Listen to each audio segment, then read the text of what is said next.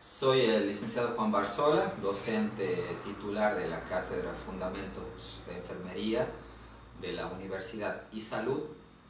sede capital de La Rioja, mediante convenio con ATSA, FATSA y el Ministerio de Salud de la provincia de La Rioja. El objetivo de estos videos es porque debido a la situación actual que atravesamos por la pandemia de COVID-19, la docencia universitaria nos hemos visto con ciertos desafíos, digamos, porque nadie estaba preparado para este tipo de distanciamiento, ¿no es cierto?, y la ausencia de la presencia del docente en el aula, y considerando que nosotros somos guía en estos procesos de enseñanza y aprendizaje, es que estamos tratando de agotar todos los recursos que tenemos disponibles para que la educación impartida llegue hasta el último rincón en donde nuestros alumnos residen. La característica de nuestros estudiantes es un estudiante adulto, ¿no es cierto? Hay teorías, digamos, que se encargan del estudio de este tipo de poblaciones, que es, por ejemplo, la andragogía, a donde es un estudiante adulto que estudia porque quiere, porque tiene ganas de superarse, pero hoy por hoy se ve limitado debido a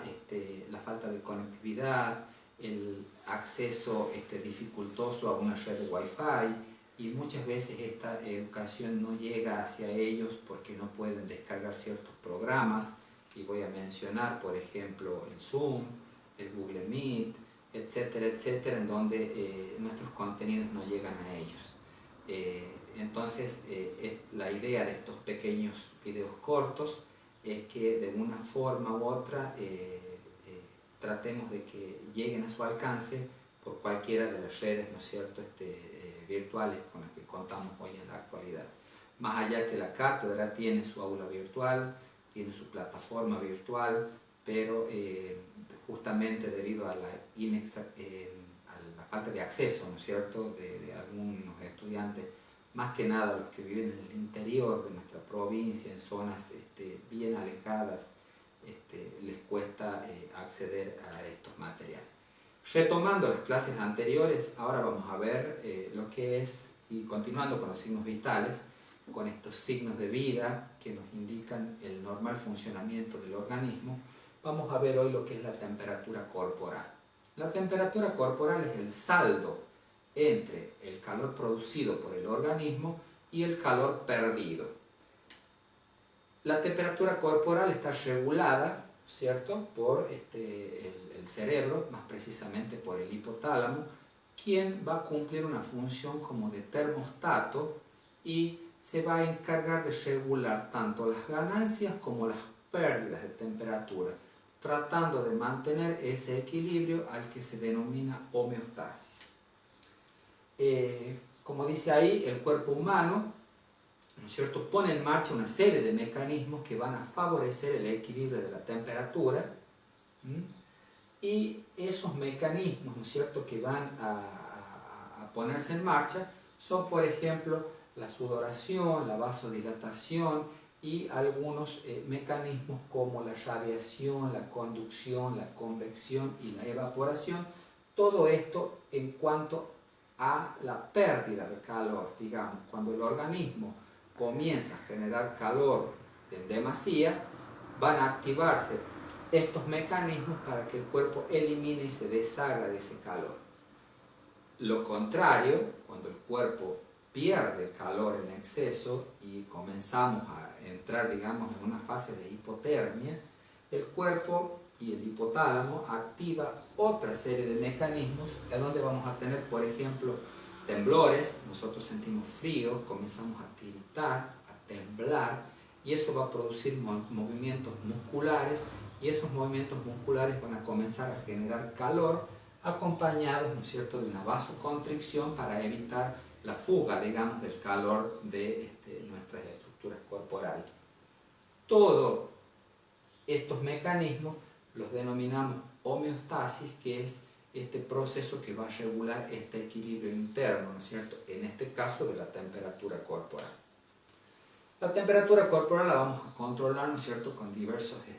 aparatos. Bueno, acá tengo en la placa esta lo que es un termómetro clínico, el termómetro de mercurio,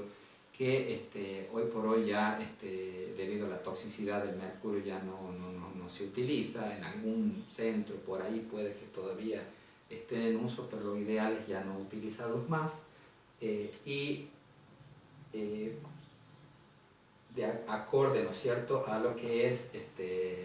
la situación que vivimos hoy, la pandemia, el COVID,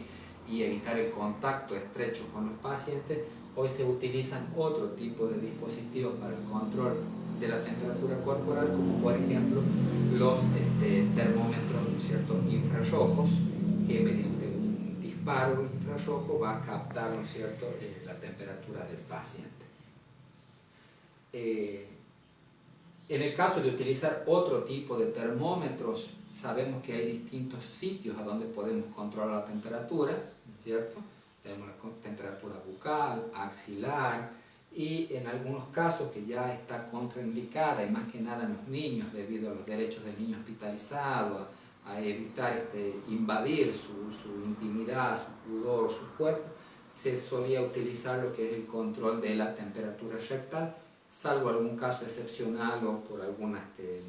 indicación, se podría llegar a tomar en cuenta, ¿no es cierto?, ese sitio para el control. En el caso de utilizar otro dispositivo, otro tipo de termómetro que no sea el infrarrojo, el mismo debe ser desinfectado, ¿no es cierto?, y debe tratar de ser de uso personal de ese paciente. Ahí tenemos algunos valores de la temperatura corporal. Lo normal es de 36 a 36,5, ya por sobre de 37,5 estamos hablando ya de lo que sería una febrícula, y así sucesivamente, por ejemplo, hasta llegar a lo que es una hipertermia con valores por encima de los 40 grados centígrados, y la hipotermia con valores que están por debajo de los 35 grados, o cuando ya directamente el termómetro no registra tal temperatura. Nosotros tenemos acciones de enfermería que realizar, y como les dije en los videos anteriores, nosotros realizamos acciones de enfermería independientes y acciones de enfermería interdependientes. En el caso de la temperatura corporal no debemos olvidar nuestro accionar independiente. Por ejemplo, en el caso de la hipotermia, cubrir al paciente con ropas abrigadas, con mantas térmicas, cuidar, ¿no es cierto?, lo que es la conservación del calor del medio ambiente, con alguna estufa o alguna lámpara o placa radiante de temperatura, y ofrecer líquidos tibios o calientes. En el caso de la hipertermia o de la fiebre, ahí vamos a utilizar otro tipo de métodos físicos, como por ejemplo los baños con agua tibia, ¿no es cierto?, para producir lo que es una vasodilatación y la posterior evaporación, ¿no es cierto?, de la temperatura y del calor corporal, y la colocación también de paños húmedos y tibios o paños fríos, en el caso de pacientes adultos, en las zonas de la frente, las axilas, la ingle, en las regiones abdominal. También podemos realizar otras medidas, pero ya son medidas farmacológicas interdependientes, a donde nosotros vamos a depender de una indicación médica para colocar algún antitérmico, ¿no es cierto?, para disminuir y bajar esta temperatura corporal. Pero nunca nos olvidemos de la eficacia que tiene el correcto uso de estos medios físicos que son útiles, digamos, para restablecer la temperatura a sus valores normales.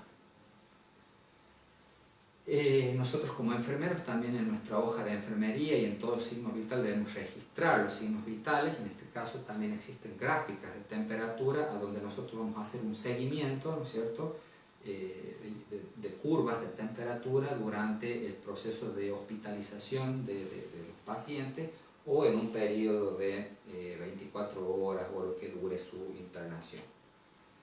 Entonces, repasando y volviendo atrás a lo que era la temperatura corporal, era el saldo entre el calor producido y el calor perdido. Estaba regulado, ¿no es cierto?, por centros cerebrales, en este caso el hipotálamo, donde intervenía lo que es el hipotálamo anterior y el hipotálamo posterior, tanto en la pérdida como en la ganancia de temperatura.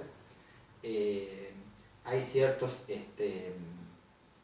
factores que van a influir, ¿no es cierto?, como por ejemplo el medio ambiente, el ejercicio y algunos factores bueno, ambientales o patológicos, como por ejemplo un proceso infeccioso va a producir un índice en la temperatura, una elevación de la temperatura, o por ejemplo un daño cerebral que afecte, ¿no es cierto?, los centros estos de termorregulación, también puede llegar a producir una alteración de la temperatura a nivel central. ¿Qué vamos a saber también? Los sitios de control, ¿no es cierto?, donde hemos hablado del axilar, bucal, rectal, pero hoy por hoy se utiliza el termómetro infrarrojo para evitar el contacto estrecho con el paciente y evitar la proliferación, ¿no es cierto?, de microorganismos. Y dentro de las acciones de enfermería íbamos a tener acciones de enfermería independientes y algunas acciones interdependientes, como por ejemplo la administración de algún antitérmico. Espero haya sido útil este video cortito y, como les dije anteriormente, la idea es que el conocimiento llegue hasta el último rincón a donde habitan nuestros